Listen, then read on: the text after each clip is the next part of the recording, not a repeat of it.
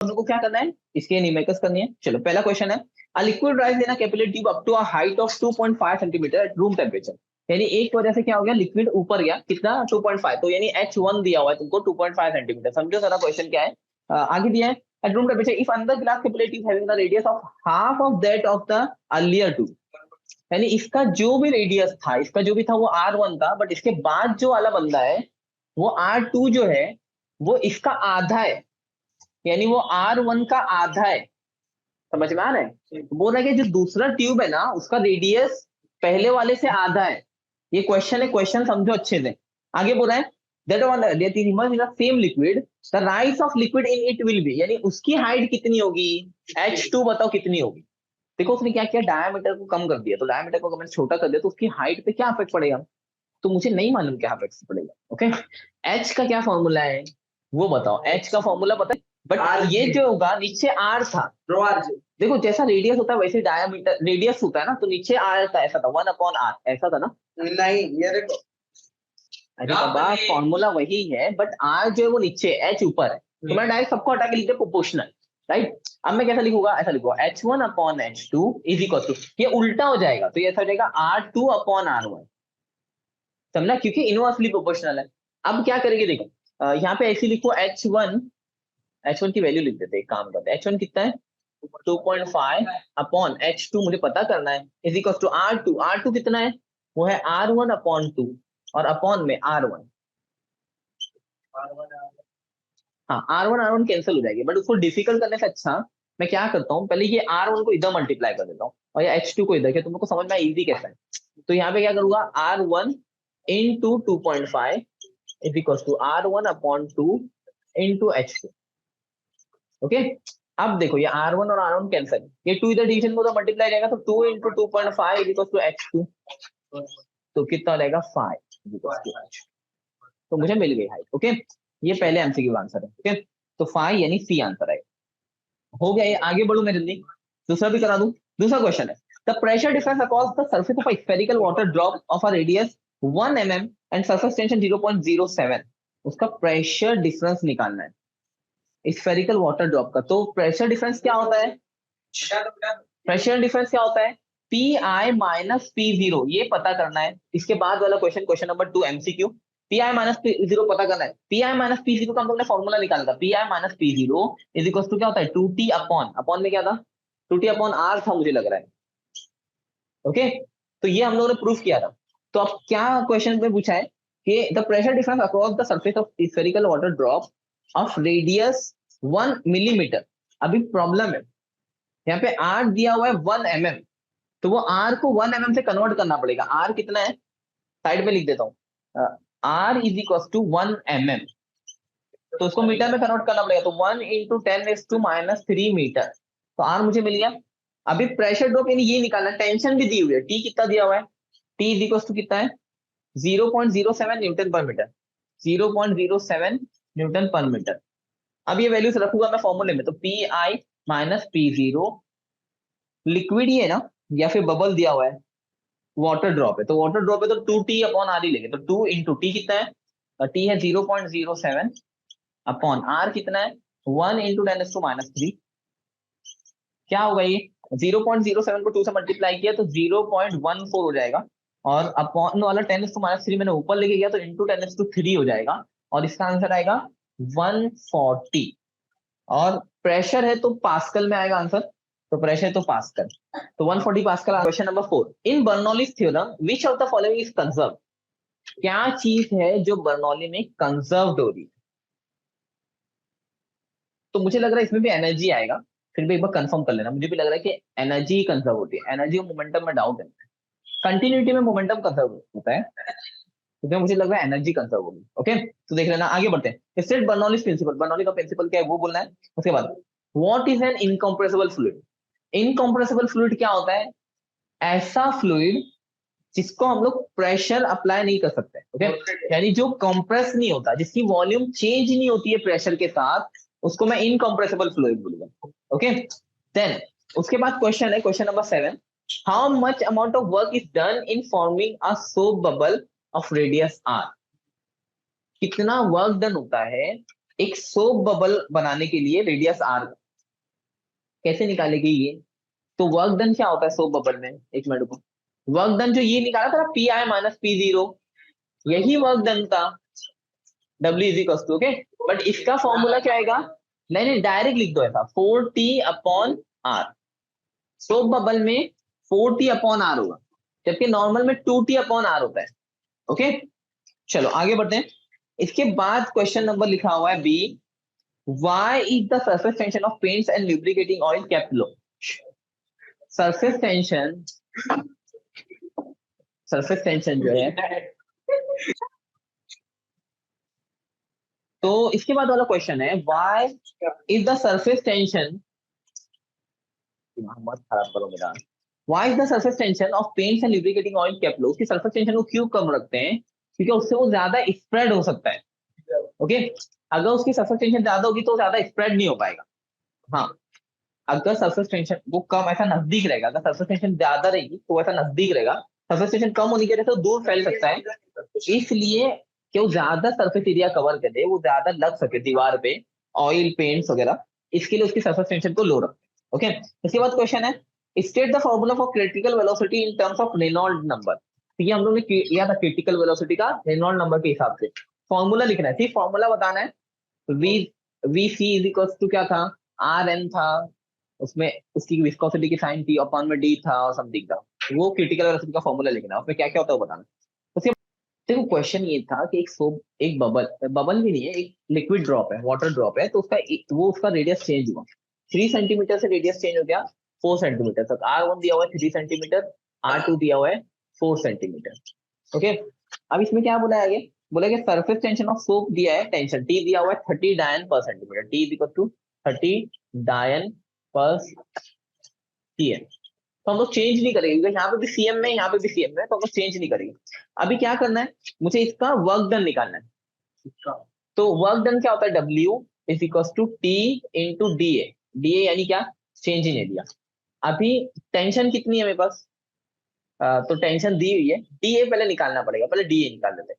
अभी D A क्या होगा, वो हो जाएगा 4 पाई, यहाँ पे क्या होगा डी ए, 4 पाई दोनों में कॉमन ले लेंगे, और रेडियस चेंज हो रहा है, तो वो हो जाएगा R2 square minus R1 square, simple, okay. तो ये कितना हो जाएगा, 4 पाई इंटू, इसका स्क्वायर निकालते हैं, R2 कितना है, 4 का स्क्वायर माइनस 3 का स्क्वायर, ओके। तो हो जाएगा 4 पाई इंटू 4 का स्क्वायर कितना 16, माइनस 3 का स्क्वायर कितना 9।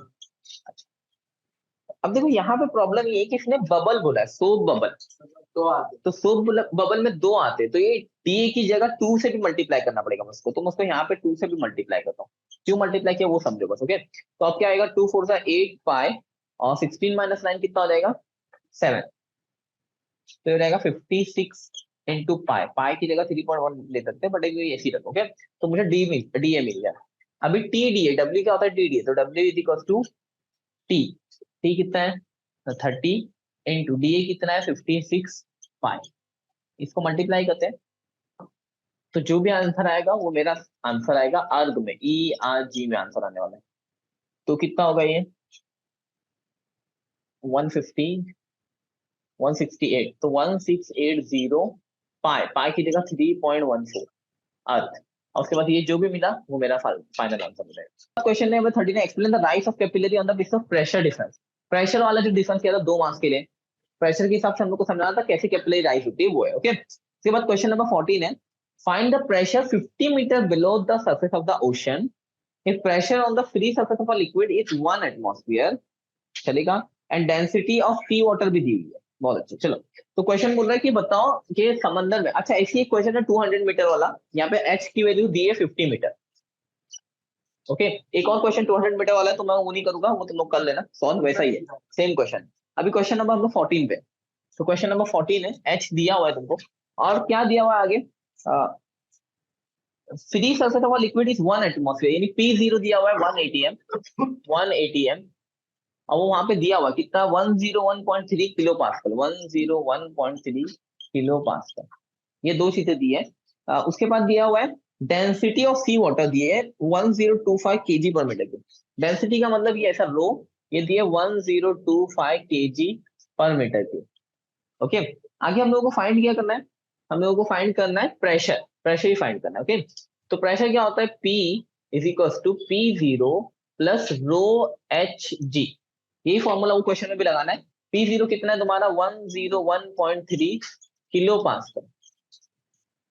ओके, तो वो कितना हो जाएगा, पहले किलो पास्कल में लिखता हूँ मैं, उसको कन्वर्ट करता हूँ पास्कल में, तो हो जाएगा 101.3 इंटू 10⁻³ पास्कल।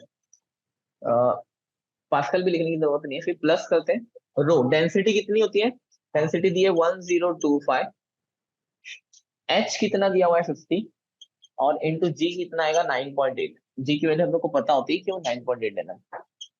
जी क्या होता है, जी होता है acceleration due to gravity. Okay, अब इन लोगों को मल्टीप्लाई करना पड़ेगा। देखो ये 50 का जीरो इसको दिया तो ये 98 हो जाएगा, 98 फायदा मुझे करना पड़ेगा, तो वो 100 फायदा फिर 500 होता है, तो 98 फायदा कितना होगा 490। तो ये हो जाएगा 101.3 इंटू 10⁻³ प्लस 1025 इंटू 490। ओके, अब इसके बाद क्या होगा, इन दोनों को मल्टीप्लाई करना पड़ेगा। ये दोनों को मल्टीप्लाई करने के बाद जो आ रहा है पॉइंट शिफ्ट करना पड़ेगा, फिर ये दोनों को ऐड करना पड़ेगा, ऐड करना पड़ेगा। इसका क्या आंसर आ रहा है 502,250। ओके, तो अब देखो यहाँ पे 3 के बाद पॉइंट है, तो मैं यहाँ पे भी 3 के बाद पॉइंट डालूंगा, तो क्या हो जाएगा ये इतना होगा इंटू 10⁻³ लिख दूंगा, और यहाँ पे भी लिखूंगा 101.3 इंटू 10⁻³। अभी 10⁻³ दोनों में से कॉमन निकाल दूंगा 10⁻³, और ये दोनों को ऐड कर दूंगा, इसको 101.3 को प्लस करूंगा किस पे 502.25, ये दोनों को ऐड करेंगे। अब क्या होगा, ये दोनों को ऐड करते हैं हम लोग ब्रैकेट में, कैसे ऐड होगा, पहले 5 वैसी, 2 में 3 निकाले तो भी 5, पॉइंट वैसी, 2 में 1 निकाले 606 आएगा ना चलो, इंटू 10⁻³ और ये क्या आएगा पास्कल। वैसे इसको किलो पास्कल भी लिख सकते हो, 606.55 kPa।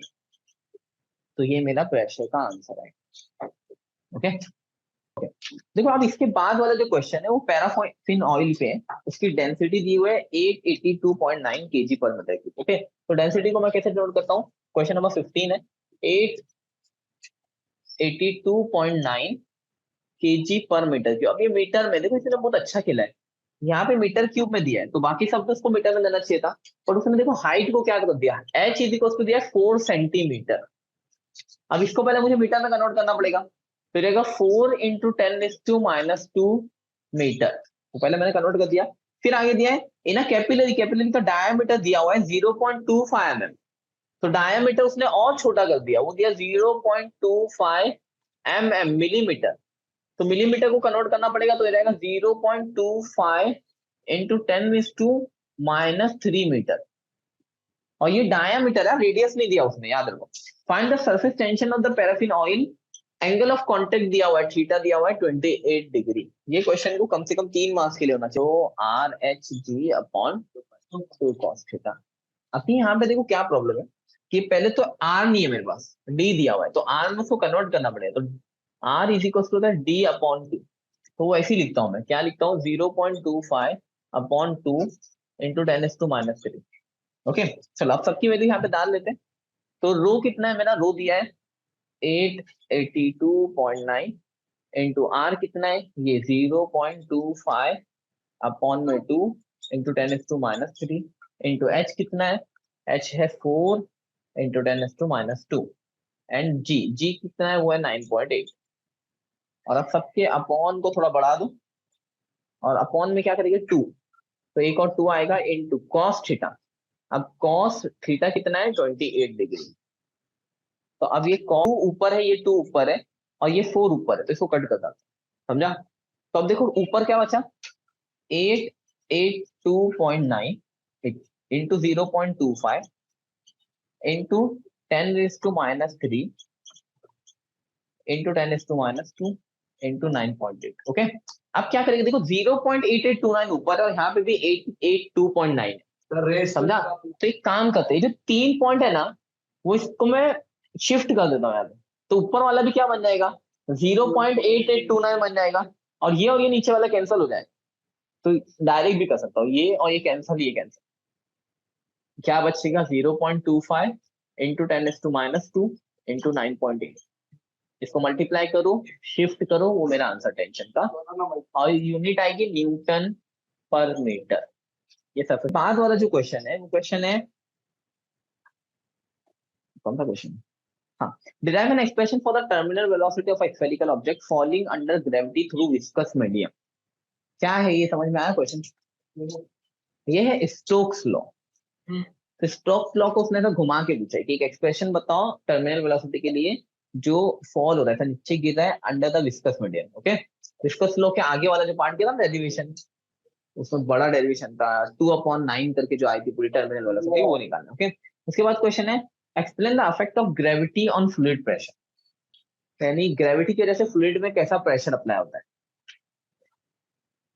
यानी वही प्रूफ करना है। P0 is plus rho H जी वाला जो एकदम स्टार्टिंग में फर्स्ट डेरिवेशन किया था, वो प्रूफ करना है। उसके बाद क्वेश्चन दिया हुआ है explain explain Bernoulli's equation of fluid. तो बर्नौलीज का पूरा जो डेरिवेशन किया था, वो डेरिवेशन। उसके बाद एक न्यूमेरिकल है, a spherical drop of oil fall at a constant speed of 2.72 kilometre. Okay, इसके बाद वाला जो क्वेश्चन है, वो क्वेश्चन है कि एक ऑयल है कांस्टेंट स्पीड में नीचे गिर रहा है 2.72, उसका किलोमीटर पर सेकंड उसकी स्पीड है। अब यहाँ पे किलोमीटर में दिया तो पहले उसको मीटर में कन्वर्ट करना पड़ेगा, तो वी उसमें दिया है 2.72 किलोमीटर पर सेकंड, किलोमीटर पर सेकंड, तो उसको कन्वर्ट किया मैंने, तो हो जाएगा 2.72 इंटू 10⁻³ मीटर पर सेकंड। अब उसके बाद वो गिर रहा है through still air, calculate the radius of the oil drop, यानी आर पूछा है कितना है बताओ। डेंसिटी दी हुई है, density is equal to 900 kg पर मीटर क्यूब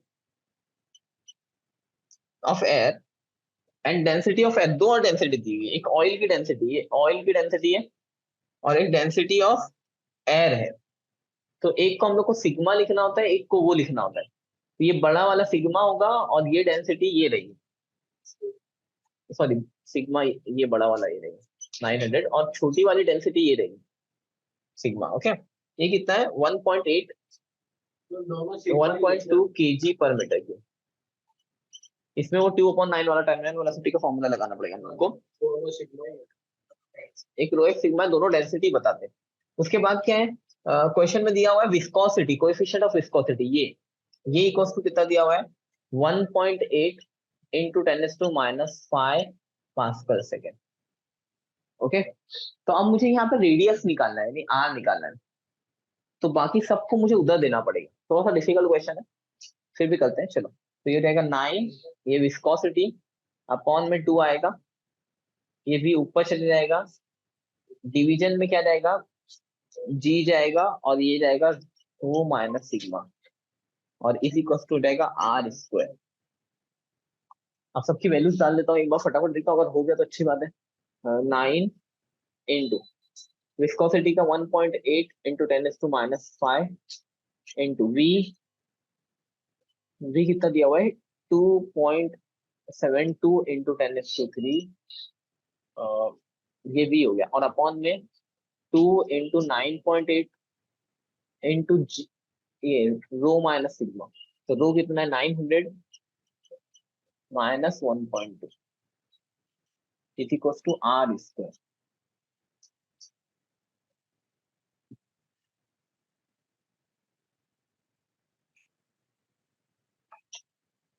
मुझे लग रहा है ये 272 और 9.8 शायद कुछ कट हो कोई मेथड से, 10⁻³ का और 10⁻⁵ को कट से कर सकता हूँ मैं, और कुछ भी ऐसा नहीं है। 2 1 का कर सकता हूँ, 2 का 0.9 कर सकता हूँ, तो रहेगा 9 इंटू 0.9 इंटू 10⁻² बचेगा, इंटू 2.72 बचेगा, और अपॉन में क्या बच रहा है 9.8 इंटू ये 900 में से 1.2 अगर मैं निकालूं 8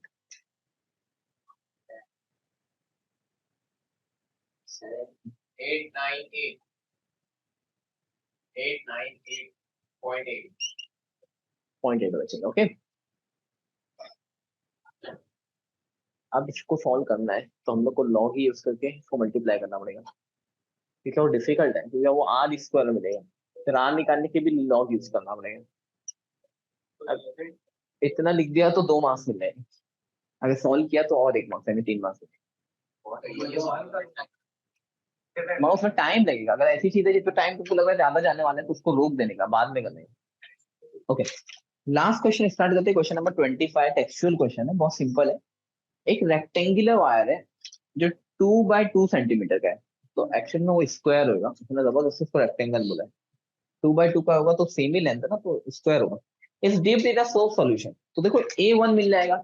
A1 कितना मिलेगा? A1 is equal to 2 into 2 centimetre square, तो रहेगा 4 cm स्क्वायर। कुछ और जो है न्यूटन मीटर में दिया हुआ है, तो उसको मीटर में कन्वर्ट करना पड़ेगा, 4 इंटू 10⁻⁻2 मीटर। ये पहला एरिया मिला। दूसरा A2 दिया हुआ है, क्या उसको बड़ा किया और बनाया 3 बाय 3 का बनाया, तो हो जाएगा 3 बाय 3 का 9 cm स्क्वायर, तो हो जाएगा 9 इंटू 10⁻⁻2 -4। क्या हुआ? Textual question, okay. अब इसके बाद क्या होगा? सो फिन जो दिया है उसकी सरफेस टेंशन दी हुई है, टी दिया हुआ है, कितने दिया हुआ है? 3 इंटू 10⁻⁻2 न्यूटन पर मीटर। एकदम सिंपल क्वेश्चन है। तो क्या होता है, हम लोग को क्या निकालना है? Calculate the work done, W निकालना है। तो डब्ल्यू क्या होता है? वो होता है T D। ओके, है इसमें आंसर है, तो मैं उसका कहता हूँ। मुझे लग रहा है सो फिल्म में तो 2 भी लिया है क्या हम लोग ने, वो चीज चेक करो। देखो, टी तो मेरे पास है, टी कितना है? T इंटू डी की जगह A2 - A1 लिख देंगे, बड़ा माइनस छोटा लिखेंगे, तो बड़ा क्या है? A2 - A1। बट मुझे लग रहा है 2 से मल्टीप्लाई करना पड़ेगा, जैसे सोप की फिल्म है, वरना रॉन्ग आता है। ठीक है, चलो लिखते हैं T इंटू A2 कितना है? टी की भी वैल्यू लिख देता हूँ मैं इसमें।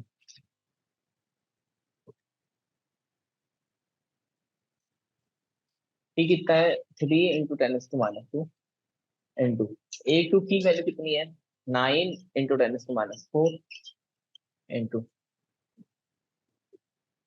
-4 इंटू 10⁻⁴। 10⁻⁴ को कॉमन लिया, 9 में से 4 निकाला, 5 अच्छा, तो हो जाएगा 3 इंटू 10⁻² इंटू 5 इंटू 10⁻⁴। 3 5 15, क्या -4 -2 कितना हो गया? -6 हो गया, तो 15 इंटू 10⁻⁻6। ये मेरा आंसर आएगा। बट मुझे ऐसा लग रहा है इसका आंसर देख लो, टेक्स्ट बुक यहाँ पे हम लोग को 2 भी लेना पड़ेगा, क्योंकि सोप की फिल्म है, मतलब इसके दो दो लेयर है, 2 लेयर है, इसके लिए 2 लेना पड़ेगा। तो 2 लेना पड़ेगा, तो ये रहेगा 30 इंटू 10⁻⁻6, या फिर रहेगा 3 इंटू 10⁻⁻5। और वर्क डन है तो जूल में लेंगे।